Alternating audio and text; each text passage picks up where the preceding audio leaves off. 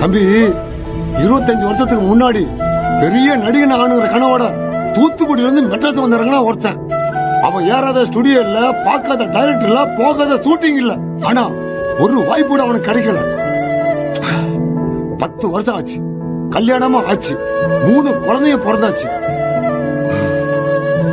அவன் வயிற்று பிழைப்புக்காக செண்டு யூனியில சேர்ந்து கைய ஊனி கர்ண அடிச்சு அடிப்பட்டு அசிங்கப்பட்டு எப்படியோ 3 குழந்தைகளையும் கரை சேர்த்துட்டான். 55 வயசுல நின்று திரும்பி பார்க்கும் போது வாழ்க்கையில தோத்து போயிட்டோம்னு நினைக்கும் போது ஒரு போன் கால். டாய், என் அடுத்த படத்துக்கு நீ வில்லன்னு ஒரு மகா பெரிய டைரக்டர் சொன்னாரு. அடுத்த நிமிஷமே அவன் இன்னைக்கு தெரியல கண்ணு அவன் பேர சொன்னான். தெரியாத ஆளே இல்ல.